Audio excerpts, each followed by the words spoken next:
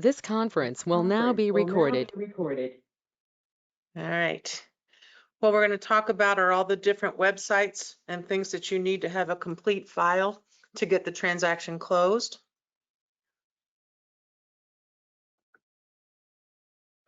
And this is geared towards agents. So it's going to be, I'm going to be talking to agents, not you all as admin people. So just bear with me. So you get a phone call from a buyer. It's from your website. It's a lead. They want to go look at a house, but they have a house they need to sell. They want to see the house that they want to buy today. You don't want to let them get away. So when do you talk about their house? And preferably when you would do that is when you're face to face with them. You might ask them what the address is, because if you can pull that information up and have it with you, it shows that you've done a little homework up front. But you don't want to go into too much detail until you can impress them face to face. So what information should you have when you meet them? There are different scenarios. First of all, do you start with the MLS or the PVA? And which would you choose and why? So they've given you the address, and you should probably start with the MLS, because if it's already listed with another realtor, it's a moot point. You're not supposed to step on somebody else's toes, cross over into somebody else's transaction. So you aren't going to talk about listing their house or anything that would interrupt the chain of events that they have with their current realtor. So you can still show them the house. They called you. You might want to ask them why they called you and why they don't want their listing agent to represent them to buy their new house. And interestingly enough, there are quite a few scenarios where the seller does not want to pay their agent to represent them buying their next house because they have this unfortunate feeling that they're giving them too much money. So you at least want to explore that in the event that they say that they do have a house listed with a different realtor. They may be frustrated with that realtor. Maybe the realtor isn't going to let them out of their contract. There could be lots of different scenarios. You just need to be careful about the conversation that you're having with them so that you don't trip up and get caught messing up messing up a transaction that somebody else is already in. You definitely do not want to go before the hearing committee at the board over a procuring cause issue, and that would be the violation of agency. But you can still show them the house. If it's not listed, and if it was previously in the MLS as listed, print that. It's a good starting point, so you know the size of the house, what subdivision it's in, how many bedrooms and baths, etc.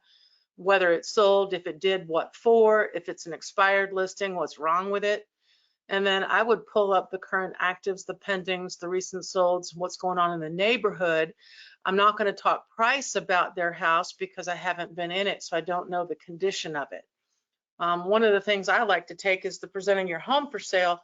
The home for sale flyer that's on Weichert 1, it comes in a format of printed material and not out of my mouth. So in the event the house is cluttered or it's got bad paint colors or it smells bad, I don't have to make any of those comments. The sheet will handle that for me. So I always like taking that checklist with me. In fact, I'll put it in the leave behind every time I do a presentation on the listing. That is found on Weichert1.com. So just check the seller tab on Weichert1.com. There are several different versions of it. I think there's like 3 of them that are in the doors presentation, so you can print those off, whichever one you prefer. And then I would go from the MLS to the PVA. And when you log into the PVA, this is what's going to pop up, and you can search by address, parcel ID if you have that information, the owner's name, and if you're typing in the owner's name, it's last name first. I don't usually do sales search or legal, so it's either address or owner is the way I start. So when you type in the address, and in this particular scenario, I typed in 3211 Allison Way, the first thing that pops up is the mailing address at the top of the page, and as you can see, it does not match 3211 Allison Way, which leads me to believe one of 2 things. She inherited it, she obviously doesn't live in it, or she owns it as a rental property and the tax bill is sent to James Avenue in Illinois. So that gives me a heads up right up front. She's probably not living in that house. Now, if the name happened to be a trust or an LLC, that mailing address might be different because that's again where the tax bill's being sent.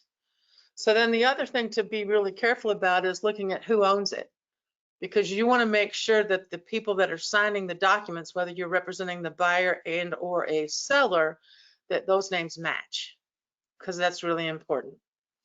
Then it's going to have the parcel ID number, which is that 12-digit number that is your block, lot, and sublot, which are required fields on the MLS. So the first four are going to be the block, the middle four are the lot, the last four, which are usually 0000, would be the sublot.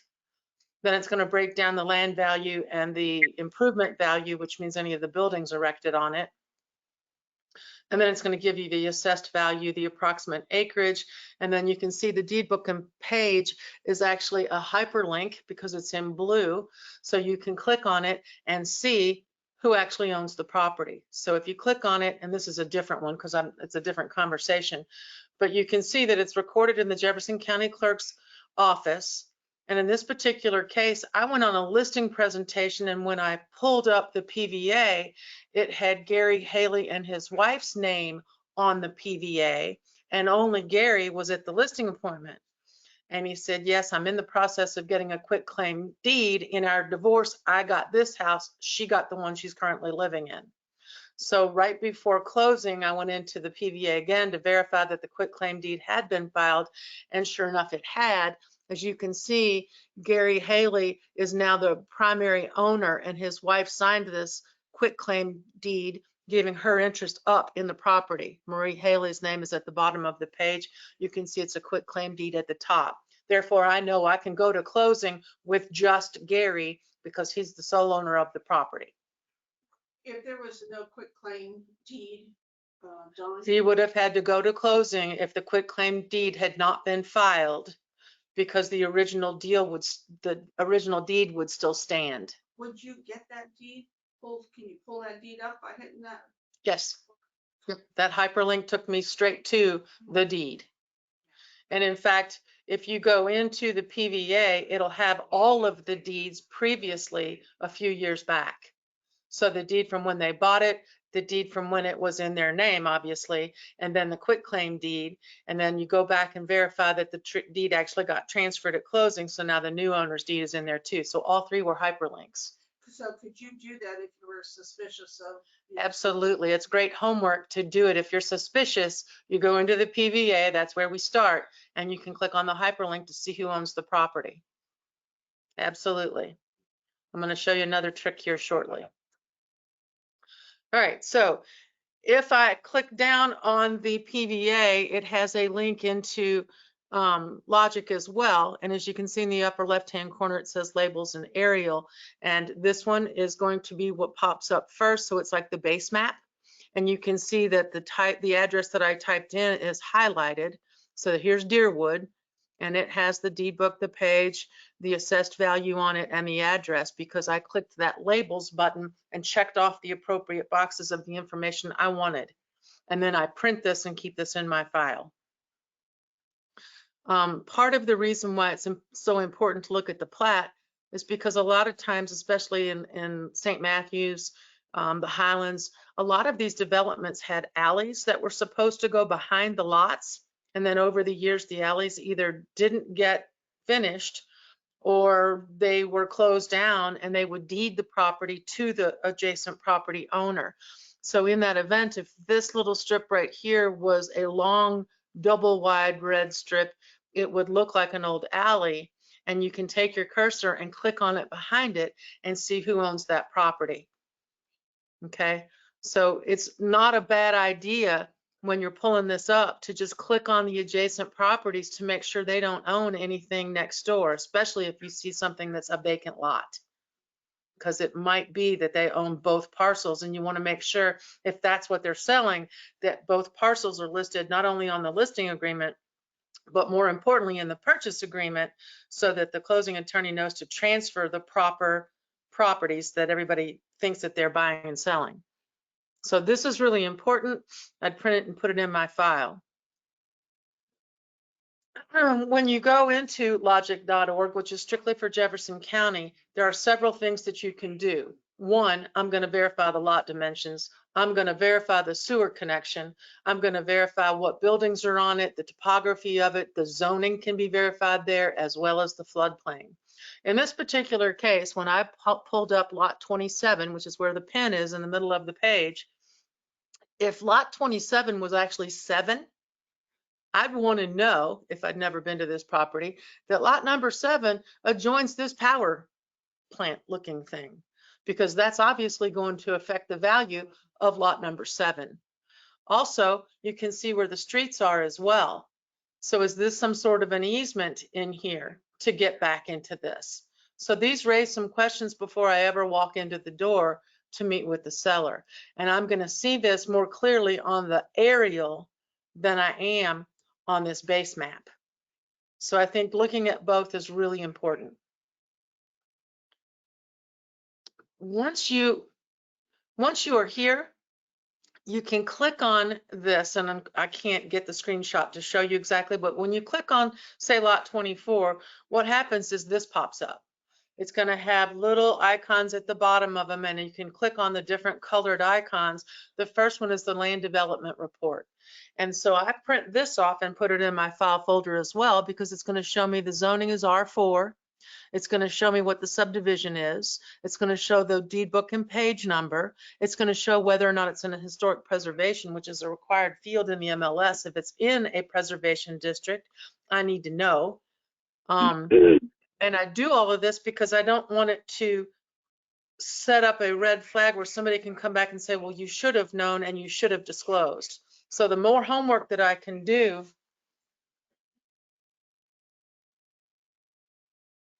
sorry, I got somebody pacing in the hallway. It's distracting. It'll tell me if it's in a historic preservation. And if I were to sell a property and not disclose that it was in the historic preservation, they can come back after me, because now they have to submit their window choice, their color of the paint on the exterior. They can't make any improvements to a property in a preservation district without approval. So if I don't know that for a fact, I'm setting my seller up and myself to fail. So that's why this is so imperative to have it in the file folder. It also shows you floodplain information down here. It is in a review zone. And we're going to talk about that in a little more detail. The other information report that you can pull from Logic, I think, is really more of a convenience to share this information with a potential buyer. I typically print these 2 reports and put them in the binder for my listings, because not only is it going to show you this information, and it's confirmed from the city of Louisville, not me, it's going to show you trash day, garbage collection, yard waste, recycling, and then the set out items, which is a really nice tool for a seller to know that they're going to come and take away all the junk that I can't just put in a trash can between the 24th and 26th of February in this particular location, which is 40206. It also shows me the zoning of the property as well. A lot of times, especially in this office, we're going to list a duplex or a triplex or a multifamily, and it's not a legal duplex or triplex. And you need to verify that the zoning says if you're going to list this property as a duplex, it better be zoned properly to have a duplex, or they're going to come after you and shut you down. So you can't get financing on a duplex if it's in a residential neighborhood that it isn't zoned a duplex. So all of this stuff is extremely important to have in the file folder to verify you have done your homework. Logic, again, is just for Jefferson County. And again, I reiterate, all of the information that should be in everybody's file folder, whether it's a listing or a sale, should contain all of what we're talking about today, including the HOA information, the CMA, ANSI measurements. So that's why the grid is included in the listing packet. And a lot of this stuff can be found on the internet. The floodplain information is a hyperlink from Logic. You can click on it. There's also a link on the MLS. You can click on it. It is associated with the Logic online maps for Jefferson County. There is a FEMA link, if I'm not mistaken, on the MLS as well. So you can get any other county in the state, or for that matter, the country. But if you go into the floodplain information, this is what pops up. You type in the street address of the property you want to verify the floodplain information. I'm typing in my name, my phone number, my email address. I'm hitting submit, and this is what comes back. It comes back with a letter directed to me that says the primary structure at 1603 Deerwood is not in a FEMA special flood hazard area.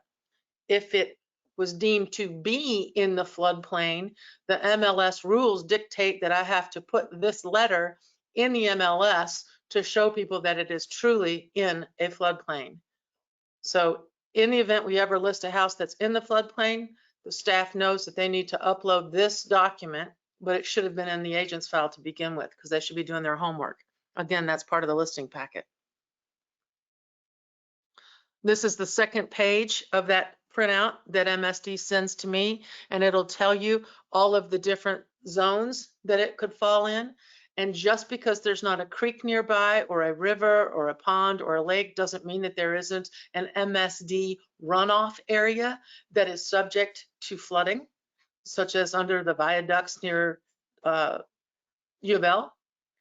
So that may pop up on here, and that can affect some lending issues. So again, every single house in the United States has a flood zone ranking, every one of them. If it's going to be in some sort of a floodplain, it's going to tell you what zone it's in on these documents. Is it true for land only? It's every single address in the United States has a ranking for flood zone. So this is an excerpt of what logic looks like. These are your choices. This is going to show you what the viewing is of the plot that you've actually, or the address that you've actually typed in. Then it's going to give you all of these different options. And if you click on them, like floodplain, this will open up with these drop down boxes. And as you can see, I have checked every single box under floodplain because I want to see the view. There's an aerial view, and you can see the blue shaded areas are in the floodplain. The base map view is a little clearer photo if you want to see where the buildings fall. So you can see that this is a creek. This dark blue line here is going to be a creek, and it obviously comes out of its banks. And this is a runoff that goes through the subdivision that flows into this creek. So these houses in here are in the floodplain because of that runoff. And you wouldn't think so if you walked in the backyard. It's a foot deep. It's just a little culvert. You wouldn't think anything about it being a floodplain, but the whole house is in the floodplain. So pulling this information up, printing it, putting it in your file could save you in the event somebody comes after and says you didn't disclose. It's right here. It's too easy to access not to have it in your file folder. It's the gray versus the light blue area. And these are going to be the different rankings of the floodplain. So for example, this dark blue one, if your house sits in that dark blue, which would be a creek, it's going to be the most expensive flood insurance to get because it's prone to flood more often than anything else. The further away you get from that area, the less expensive your insurance is going to be because it's less likely to flood. It would be 100-year versus. Correct. It could be 100-year versus something other, right? The other thing that you can find here are utilities. And again, this is a huge problem. Not every single house in Jefferson County is hooked up to sewers. So it's imperative that you're going into to Logic and clicking on utilities. The drop down box comes up. You check the MSD property service connection. You check the box that says service facilities, and it's going to show you all of them, combined, private, operated by MSD. The little pink circles show that it has a sewer tap. That does not mean the seller has connected to sewers, but there is one there at the property. So if you're listing vacant land and you see the little pink thing in front of your vacant land, they're claiming that you have a sewer tap there.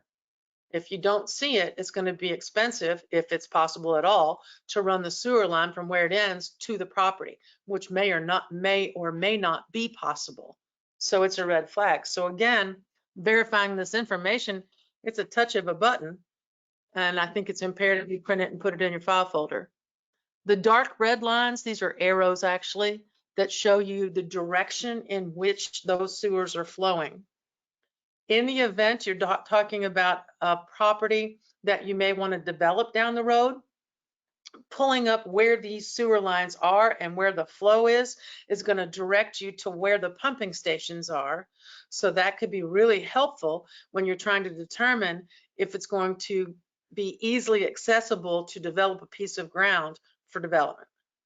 Talking about the red boxes with the little. They're not boxes. These are just red arrows that are pointing that these sewer taps are feeding to a sewer line here, and they're obviously flowing to some sort of pump. They're all meeting and converging right here. So this is going to be your main sewer line going through here most likely. So this is important because in the event, you can see the sewer lines running in front of the houses on this street, okay? If these houses sit below grade, the street is up here and the houses sit below grade, they're going to have to pump the sewage up to the street. If the house sits up on a hill here and that sewer line was running back here, it would be gravity fed.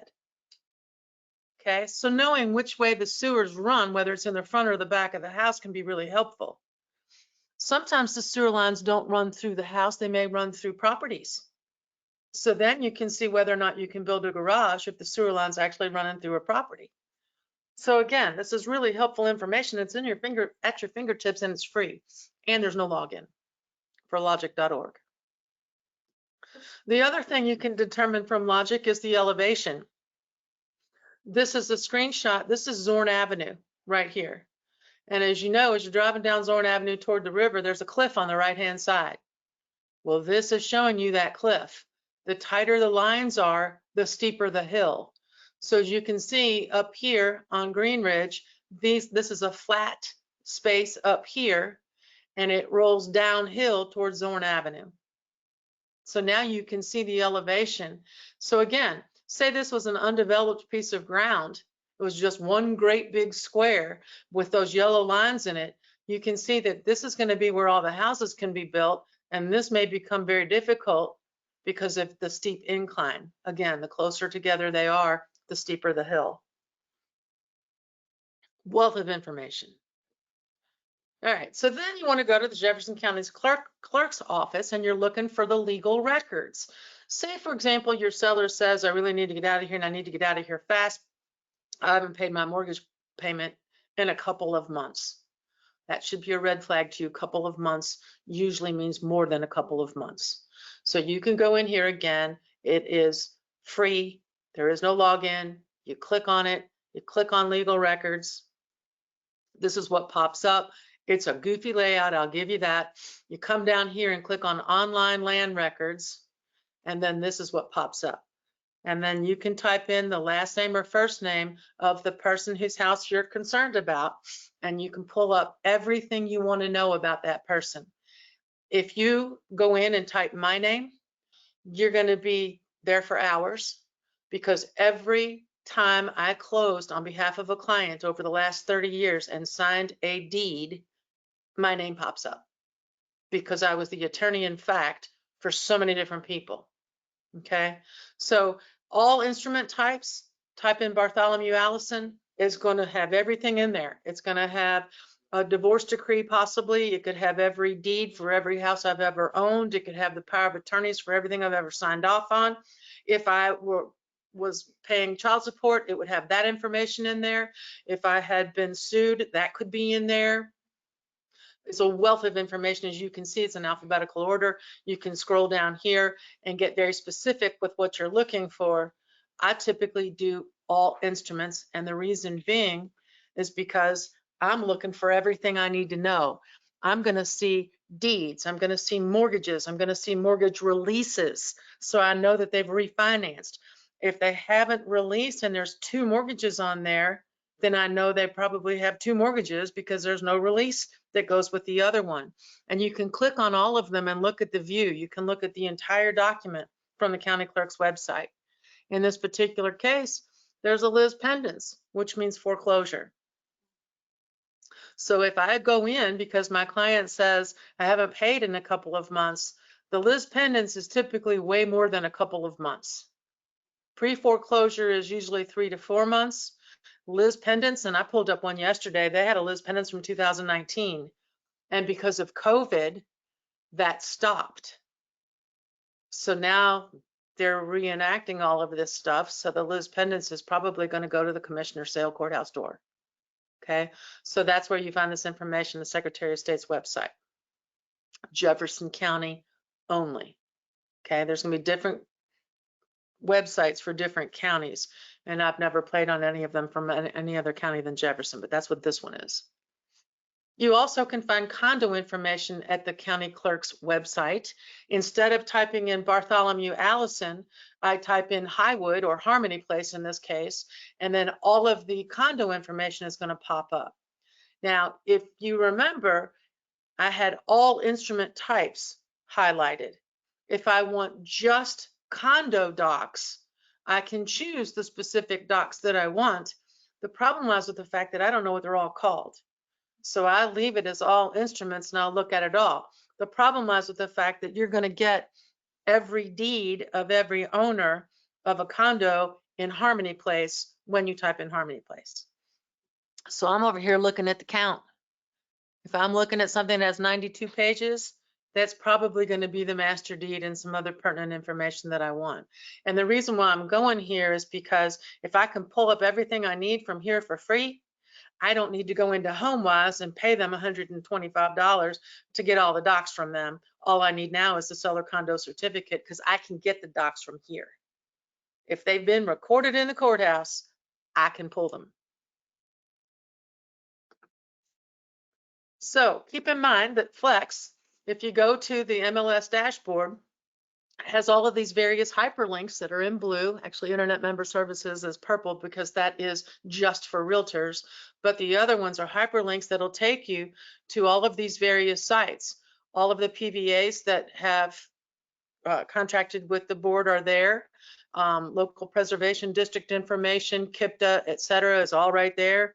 And then you've got the website, IDX if you want your own website, tax rates and sign ordinances, homeowners association listings, which are going to have whoever the most recent HOA president is with their phone number and mailing address. So if you need to talk with somebody that's actually a member of the HOA, that information is at your fingertips on Flex as well. These are some of the other things that you can get. One of the interesting things is the HUD FHA condo list, which is at the bottom of the list on the upper left-hand corner. When you click on it, this is what pops up. I'm going to sort by condo name.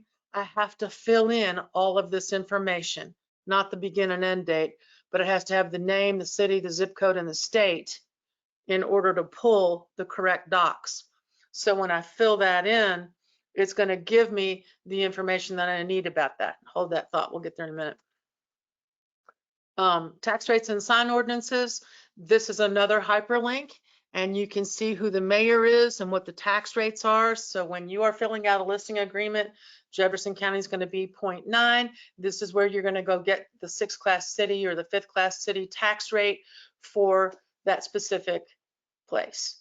Okay, so in Metro Louisville, it's going to be a Jefferson County tax rate and then the Urban Service District tax rate. And again, if you'll remember, when I printed out from Logic those 2 pages with the general information, the one that I pulled up showed trash day is Tuesday, recycle is Friday. That's Urban Service District.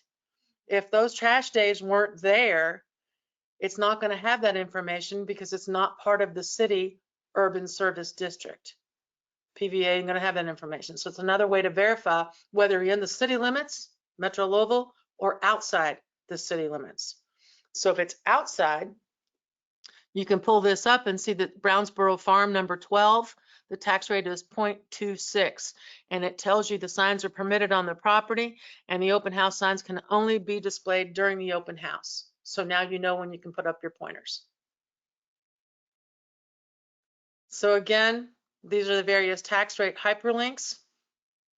There's no excuse not to know the tax rate because it's on the MLS right there under the MLS dashboard. Very quickly, what's the password for the PVA? It's getting ready to change. It's going to change on Monday, so hold that thought.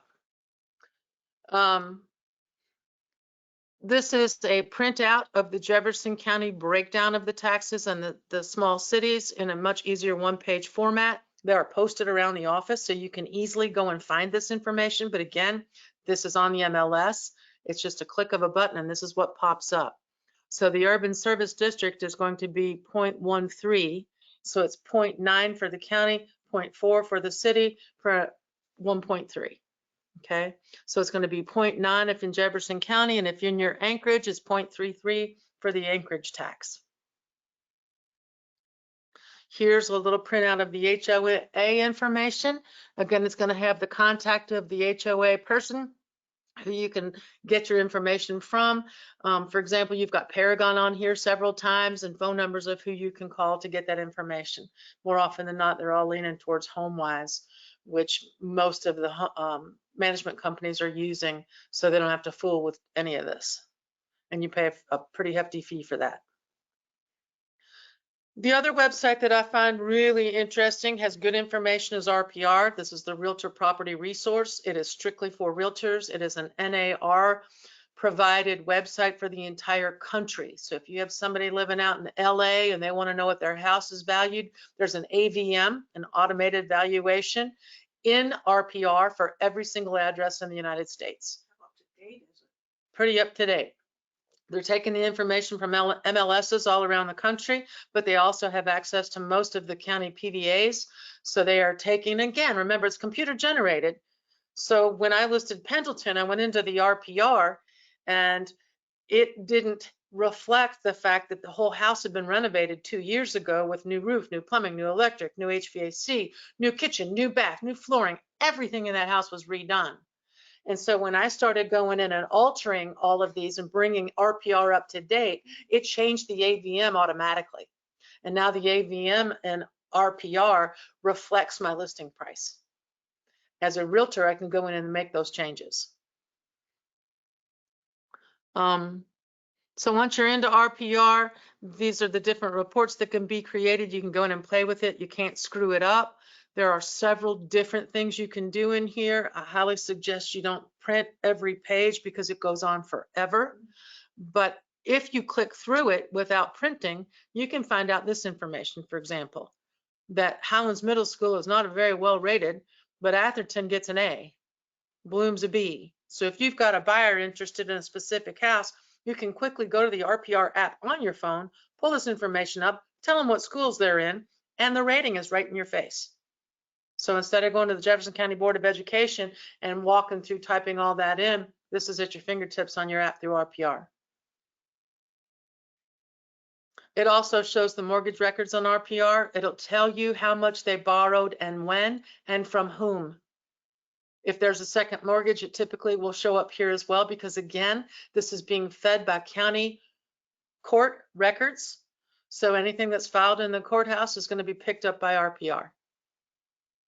Again, you can see that they had this loan together, all right, back in 2009. So again, it's verifying that there were two owners of this property, even though I was only meeting with Gary when I listed the property.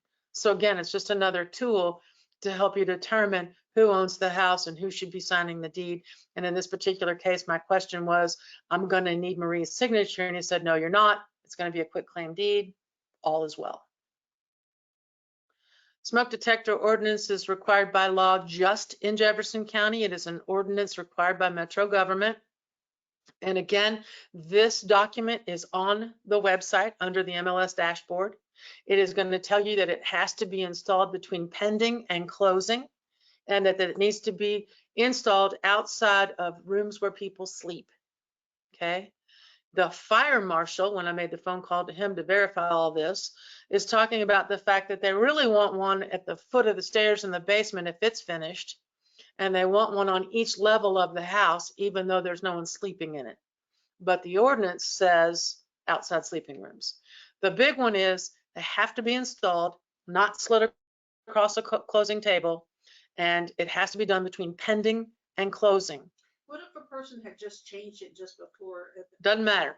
And in fact, tell them don't do it. if I get my house under contract today, I install the smoke detector tomorrow, they terminate on Monday, I got to put a new one in for the next buyer. That's the rule between pending and closing. So I typically do it as soon as I know I have a closing date, that's when we put up the smoke detector or detectors. If they are AC powered, they need to be in good working order. They need to be replaced if they are not in good working order. Well, they're gonna- Well, if they're hardwired, you don't have to install the lithium battery ones. But the hardwired ones need to be operational and they don't last forever. So again, it's important because this is something the seller signs at closing. It's an affidavit that says, yes, my smoke detectors are in good working order. I've either installed new ones or the hardwired ones are working. They're functional. Only has to be in the sleeping quarters and at each level, Yes, at the steps. correct.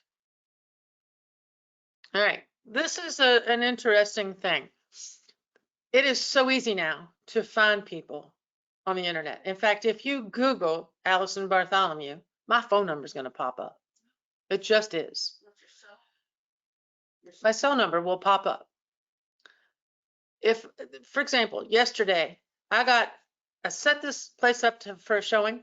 At 3 o'clock yesterday afternoon, I got a notice that the listing had been canceled. I had a showing scheduled on it at 5. That's a 2-hour notice.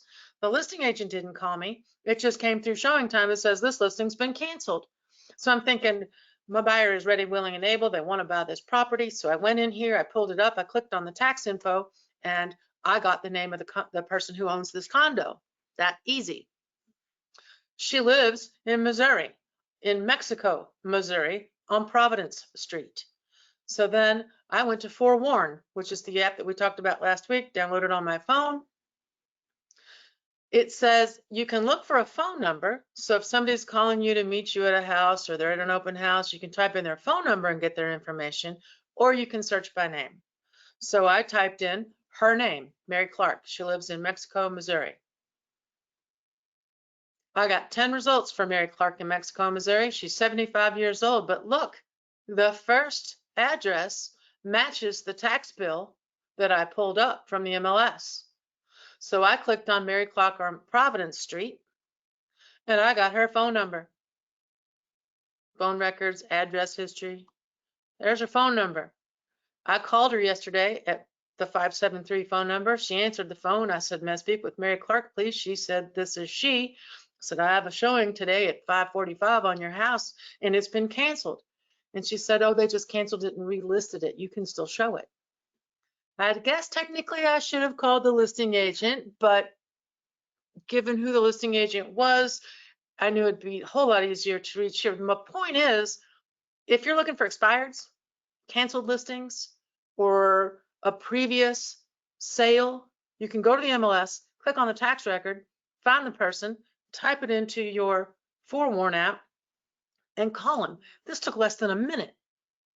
So it is so easy to find people. There's no excuse not to go after expired listings, canceled listings from way back because all that information is at the fingertips on the MLS. So in closing, just to review, the MLS rules and regulations in listing procedures, they have to be complete. All of the blanks on the listing contract should have something in them, whether it's a 0 or not. Bathrooms are never included in the room count. Any change in the listing price or other change is going to be authorized in writing. Emails and texts are fine because they're legal in the state of Kentucky. It does not require a pink slip. It does not require my signature any longer because if a client sends over a text or an email, that is authorization. Listings that can't be shown for more than 7 days have to be put in withdrawal status. So if they're going out of town on a cruise for 10 days and they don't want anyone in their house, it must be in withdrawn status. You can't just say, no, no, no, you can't show it because it's going to be construed that you're picking and choosing who you're allowing into that property, which is a violation not only of MLS, but NAR. If your house has been listed and it's been sitting for a while, how can you get that house relisted without showing all those dates? You can't. There's no way. If you're gonna, and that's what happened yesterday. The condo that I showed yesterday had an offer on it that fell through, so it came back on market. This particular agent talked to the seller, which was a good thing, who authorized that agent to cancel the listing and relist it.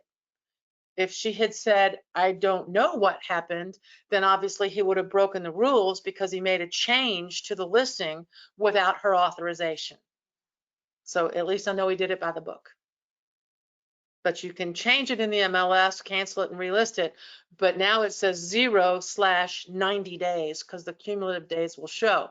Even if we fix that, the history button, it's going to show back in 2004 when they bought it and the price changes and all of that. So yeah, it's a moot point. It just hits the hot sheet again. That's the benefit of doing that. Apartments with more than 12 units have to be listed as commercial and are not supposed to be on our MLS. Within 1 business day of marketing the property to the Republic, it must be submitted to the MLS, and that's business day, which does not include Saturday or Sunday. So your time frames are business days because a lot of the companies like Weichert have staff people that are doing this for you, which is why the rule applies to the staff works Monday through Friday. That's when the business is done. Detail on the listing field, it shall be complete in every detail, which is ascertainable as specified on the property data form. Bathrooms should not be included in the total room count again. We only do 1.4 exclusive right to sell. It is appointing the broker the exclusive agent for the sale of the property for a specified period of time, so it must have an expiration date on it.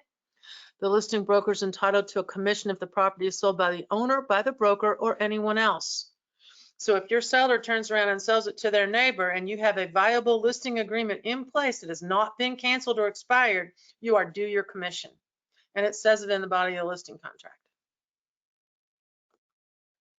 Floodplain, this is what I was talking about. The letter has to be up within 72 hours of listing as to whether or not it's in the floodplain. It is required if it is. Okay. Directions must be from a main artery. Artery is defined as something that is a throughway. It has to go from one street to another, not a dead end road. So Chenoweth Lane would be deemed an artery. You can start there. All of this is on the MLS. All the rules and restrictions are a quick click of your mouse and it'll all open up and you can see all of this. Again, active under contract is used when the seller wants to continue to show the property, but by the rules of the MLS, you need to let agents know that the house is actually under contract. Within 48 hours of closing, it's supposed to be posted as sold. The listing remarks, you may not put any contact information of any kind in the remarks section. You may not put any contact information in the photos or virtual tours online. That means a sign and a photograph at far in the distance, it is not legal. No branded anything. Square footage must comply with ANSI standards of measurement. To be included as finished footage, it must have a permanent heat source per the MLS. Definitions of a walkout mean that it has to be one entire wall that walks out, and the garages do not qualify as such. If any part of the single family property level is below grade, the entire level is deemed to be below grade. So even if it's just a few inches on one corner of the main level is under the dirt, that whole level is claimed to be below grade square footage. And that's because of the appraisers. So you can't call it a walkout? Or you could? You could. Yeah, it's just below grade walkout. To be deemed a bedroom, it has to have a minimum of 70 square feet, and it must have an egress window, and it must have a closet. And the window must be no more than 44 inches above the floor so that you can get out in case of fire. It has to be 5.7 square feet again, so an adult can get through the window, which means those little clear story windows that are in basements don't constitute it as a bedroom. It has to be something you can physically get out of without using a ladder. Right, exactly. Rooms without closets or doors can be considered a bedroom if it was customary for the area. So the original Highlands, a lot of those rooms were built with no closets. They had armoires. Some of them you walk from one room to another, like the Shotgun, and you can call them bedrooms. So in a Shotgun, you have a kitchen. You must have a living space, And if you have 4 other rooms and it's a shotgun, all 4 of those can be called bedrooms, even though you walk from one to the other to the other. Kitchen, living space, everything else can be called a bedroom. And then to be deemed a farm, unless you have something in writing from the Department of Agriculture that says it's a farm, it has to be a minimum of 10 acres. And there are exceptions. There are people that have managed to pull it off, but they'll have something in writing that says it is deemed agricultural from the Department of Agriculture. One of the things that I don't think a lot of people pay attention to in this office is this particular document.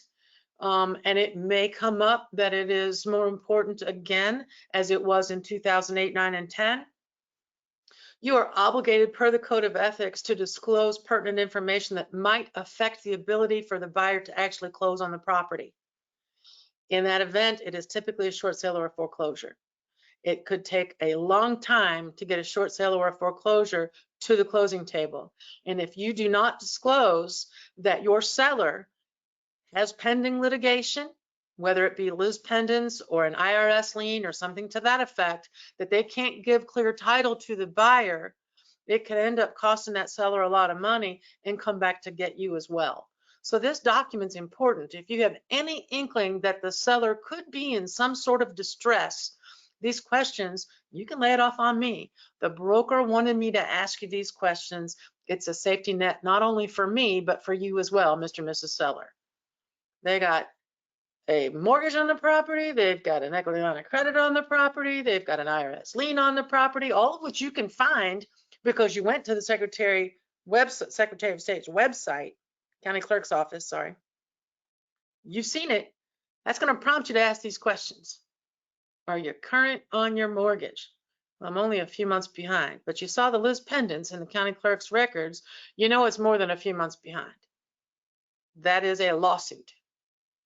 One of the other things I think is really interesting is the HOA fee is on this form and nobody ever fills it out.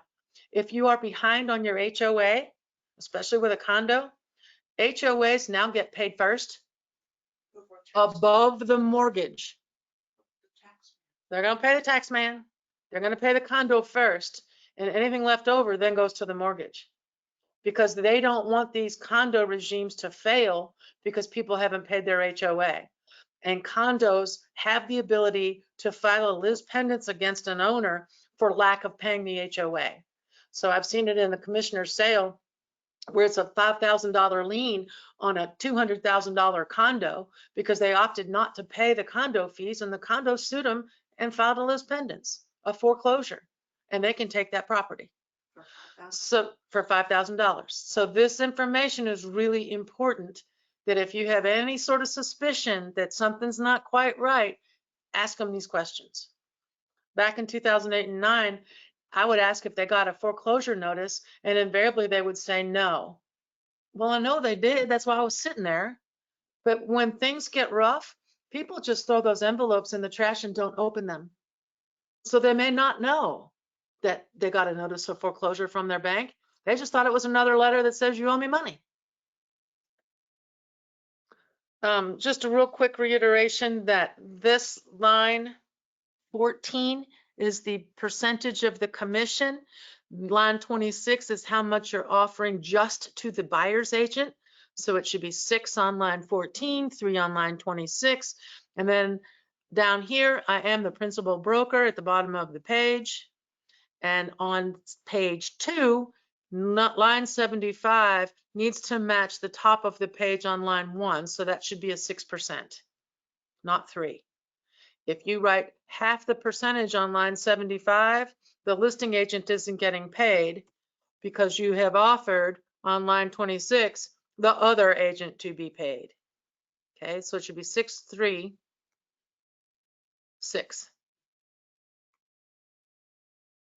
And then nobody ever fills this in on the bottom, and staff people, I wish you all would do it. On line 105, when the listing agent doesn't write it in, feel free to. You can write Weichert Realtors ABG on that line, and then I sign on line 107. The agent should be doing it, but they don't. On the input sheet, if you'll see, this is page 1, and it's listing member at the top of the page. So on page 1, under contract info, it's talking about the listing date, the expiration date, the price, and whether or not there's an HOA. That's a subdivision question, not a condo question. If the subdivision has an HOA, then that annual fee goes in the next line, HOA $. And then the part about general property description, when it's talking about number of rooms and all of the details, that's where the condo fee goes in. That's an HOA fee. Monthly maintenance is a condo fee. Monthly maintenance. Some condos can be in HOAs and have monthly fees. So it could be that you have $500 here for your annual fee, and then over here, you've got an HOA fee, yes, and maybe it's $155 a month. The 500 is for the subdivision itself. It could have a clubhouse, a pool, maybe it's just the common area lighting in the subdivision, and then it has a separate condo regime in the subdivision where you have a monthly fee. So those are two different things. I have seen in the MLS several times where they're taking that 155, multiplying it by 12, and putting over here on HOA $, the annual maintenance fee all added up, and that is not correct. It's very misleading. So if it's a condo and there's no subdivision HOA, this is a no and a 0. This is the information strictly for condos. So the building information is strictly for the condo, not for the house. And then on this page, all of these room names and level are required. The room count, less the baths, must at least equal what you've got here. So if you have a 3-bedroom house with a den, kitchen, living room, and dining room, you're going to have 7 rooms here. You can still add bathrooms, you can still add sunrooms, you can do whatever, but if you've listed it as a 3-bedroom, 2-bath, those 3 bedrooms have to be here. Okay. That's all I got. Questions? Is there a place where you can look to see if a vacant lot is going to be developed or there's a proposal for development? I do not know if there is a place that you can go to see if a particular piece of ground is slated to be developed. I don't know if you can go into the planning and zoning website and type in an address or not. I've never done it before. But you can pull it up If you're buying and call them, call who? the owner of the property. Like I said, it's very easy to find the owners of this ground, whether it's through the, If a buyer wants to look at a property to buy, but they see this empty field in front of their house, and the owner maybe knows that condo or apartments are going to go there, but doesn't disclose it and just says, I don't know. Okay, so Paula asked a great question. She said, your buyer finds a house they really like. There's a vacant piece of ground, like a farm behind it. The seller may know that it's slated to be developed, but doesn't disclose it. Number one, the listing agent is liable for that. The listing agent better be asking if the seller knows what's going on around them. If they say no, and you noted it in your file that they said no, you're fine. But you better be doing your due diligence to verify it. And it's too easy to find it by going to the PVA, clicking on the lot behind the house in question, getting the name of the homeowner, typing it into Forewarn, calling them and say, I'm getting ready to list the house next door to you. Are you under contract for development? Do you have any plans to develop it in the future? You know, nice, warm, friendly phone call and get the answer. Because as a licensed realtor, you have the obligation to disclose what should have been known in an effort to make sure that everyone is being protected through Article 1 of the Code of Ethics. Or you could, if you look it up and it's in the name of a corporation. If it's in the name of a corporation, it could very well show you whether or not it's owned by a development company. Absolutely. But again, I go back, you should be doing your due diligence. That's why I say, go to the PVA, click on all the houses around the subject property so that you know, because I can pull up all the houses around my subject property. Maybe my buyer doesn't want to live next door to a rental. And I showed you, you can pull up the PVA and see, hey, the mailing address doesn't match the property address. That's a red flag to me. Something's going on. And more often than not, the neighbors are gonna know whether or not it's a rental or they just inherited it or something to that effect. But yeah, you have an obligation to know this information, why it's so important that you know where to find it. And then you document, because he who has the thickest file typically wins. All right. Good questions. Anybody out there have a question online? All right, well, I'm going to stop this recording.